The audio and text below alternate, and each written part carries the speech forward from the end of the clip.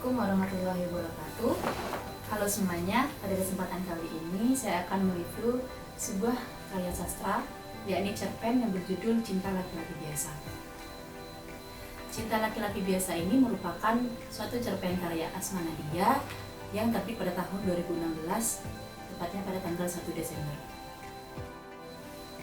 Cerpen Cinta Laki-Laki Biasa pun ini juga diangkat ke layar lebar, serta menggunakan nama-nama pemain yang sebenarnya, namun dengan cerita yang berbeda di akhirnya. Cerpen Cinta Laki-Laki Biasa ini mengisahkan tentang seorang wanita yang bernama Nania yang sedang bekerja atau magang di proyek rumah sederhana. Lalu di sana dia bertemu dengan seorang mentor yang bernama Rafli. Rafli tidak hanya mengajarkan Nania ilmu pembangunan rumah saja, namun Rafli juga memberikan Nania sebuah tuntunan bagaimana menjalani hidup agar lebih berarti. Bahwasanya kebahagiaan hanya tidak dibangun dengan kemewahan saja, namun kebahagiaan bisa diperoleh dengan sebuah kesederhanaan, namun bisa didasari dengan keakraban dan ketulusan. Cerpen Cinta Laki-Laki Biasa ini mengangkat sebuah tema yang memang sekarang masih terjadi pada masyarakat, di mana perbedaan status atau kasta seseorang bisa menimbulkan konflik seperti yang ada pada cerpen ini.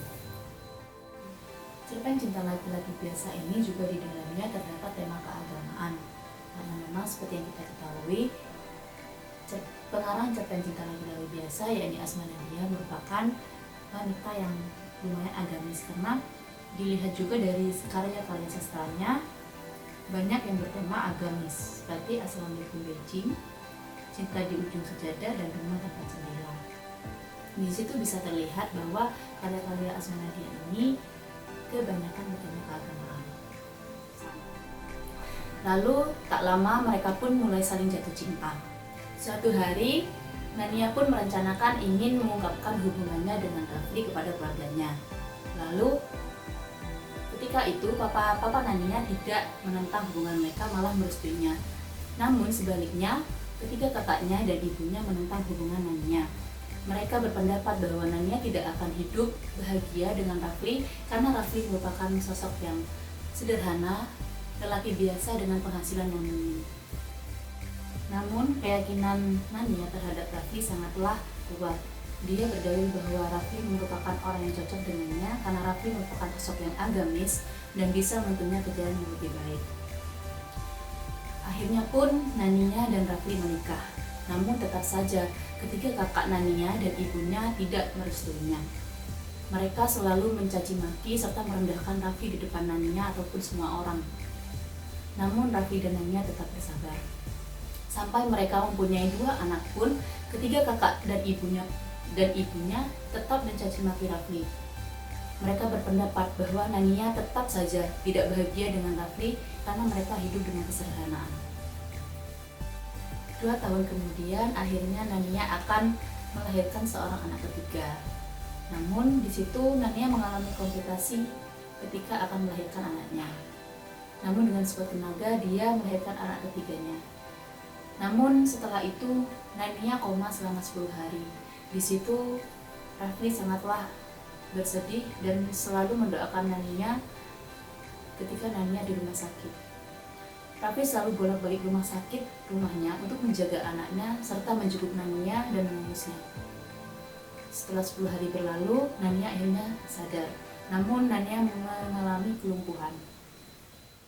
Rafli yang mengetahui bahwa Nania lumpuh tetap berada di sampingnya dan setia menemaninya. Meskipun banyak masyarakat yang berpandangan bahwa Rafli bisa saja mencari wanita lain karena Nania sedang lumpuh. Namun Rafli tetap selalu menjaga Nania, menemaninya dan memberikan semangat kepada Nania agar cepat sembuh. Cerpen Cinta Laki-Laki Biasa ini di dalamnya menunjukkan ciri-ciri karya sastra angkatan 2000-an. Misalnya pada aspek sosial, romantik, agama, dan aspek kehidupan lainnya.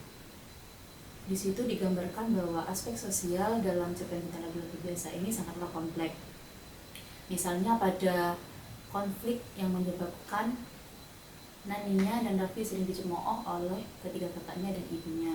Di situ hubungan ketiga kakak dan ibunya dengan Rafli sangatlah tidak baik. mereka menyebabkan masalah sosial seperti diskriminasi keluarga dan kejahatan sosial yang harus diterima oleh Rafli. Mereka selalu membanding-bandingkan Rafli dengan menantu-menantu dari ketiga anaknya tersebut. Hubungan ibu dan Rafli sangatlah tidak baik dalam cerpen ini. Masalah yang diangkat juga dalam cerpen Cinta Laki-Laki Biasa ini yaitu masalah perbedaan status sosial, di mana Nania merupakan seorang putri anak kepandang yang kaya raya serta memiliki intelektual yang tinggi, sedangkan Rafli merupakan seorang pria yang sederhana dan sangatlah biasa. Di situ masih menunjukkan bahwa masyarakat sekarang sangatlah berpegang teguh pada perbedaan itu dengan membanding-bandingkan Rafli dengan Nania. Masalah sosial yang terjadi antara Nania dan Rafli bisa dibuktikan dalam cerpen. Pada kalimat, hari itu dia tahu keluarganya bukan sekedar tidak suka, melainkan sangat tidak menyukai Rafli. Ketidaksukaan yang mencapai stadium 4 parah. Tapi kenapa? Sebab Rafli cuma laki-laki biasa, dari keluarga biasa, dengan pendidikan biasa, berpenampilan biasa, dengan pekerjaan dan gaji yang sangat amat biasa. Jadi di situ menunjukkan bahwa keluarga Nania memang tidak menyukai Rafli karena perbedaan mereka yang cukup tinggi atau cukup jauh.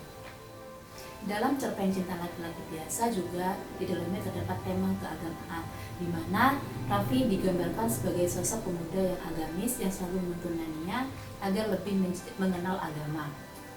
Misalnya pada kalimat yang terdapat dalam cerpen, kepanikan ada di udara, bahkan dari luar Rafli bisa menciumnya. Bibir lelaki itu tak berhenti melafalkan zikir. Lalu terdapat pula kalimat yang lainnya, Rafli tidak beranjak dari sisi tempat tidur Nania di rumah sakit. Hanya waktu-waktu sholat lelaki itu meninggalkannya sebentar ke kamar mandi. Dari situ terbukti beberapa kalimat keagamaan seperti sholat dan melafalkan zikir. Tema yang diangkat dalam cerpen Cinta Laki-Laki Biasa ini tema keagamaan agama Islam.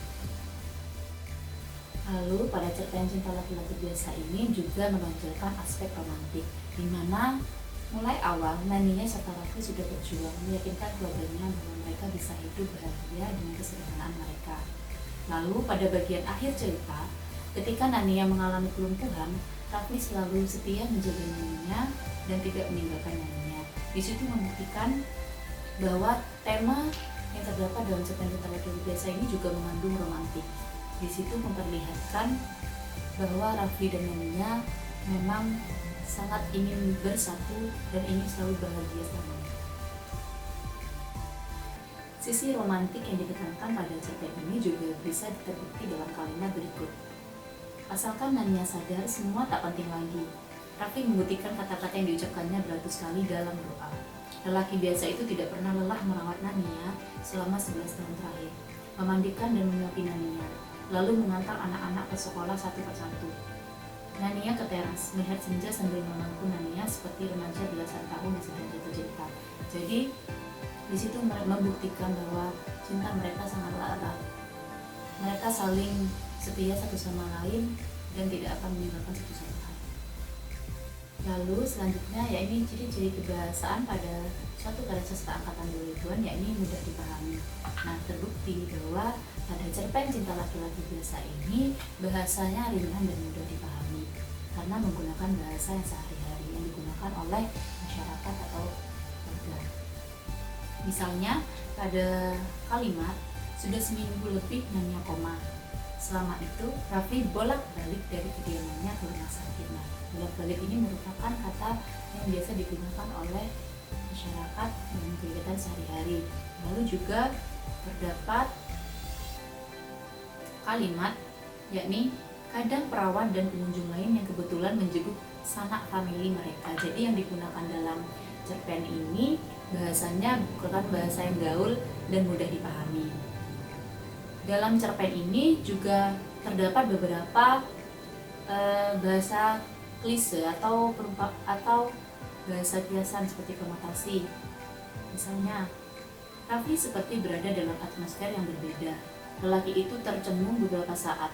Ada rasa cemas yang mengalir di pembuluh-pembuluh darahnya dan tak bisa dihentikan, menyebar dan meluas cepat seperti kanker. Jadi di sini merupakan bahasa perumpamaan yang digunakan oleh Asma-Nadia untuk menarik pembaca agar lebih hidup cerita ini. Lalu ciri-ciri yang selanjutnya yakni banyaknya muncul kaum perempuan dalam suatu karya sastra. Nah, pada cerpen Cinta Laki-Laki Biasa ini selain Rafli yang berperan penting, Nania juga memiliki peran penting dalam cerita ini. Di situ juga digambarkan bagaimana perjuangan Nania dari awal hingga akhir. Dia selalu memilih Rafli sebagai suaminya karena dia mengetahui bahwa Rafli sosok yang bertanggung jawab dan bisa menentunya ke arah yang lebih baik. Sekian penjelasan dari saya mengenai Cerpen Cinta Laki-Laki Biasa serta ciri-ciri karya sastra tahun 2000-an yang ada di dalamnya. Terima kasih kepada Bapak Siswanto selaku dosen pembimbing mata kuliah sejarah sastra serta teman-teman yang sudah membantu saya untuk menggarapan video ini. Terima kasih, sampai jumpa pada kesempatan berikutnya. Wassalamualaikum warahmatullahi wabarakatuh.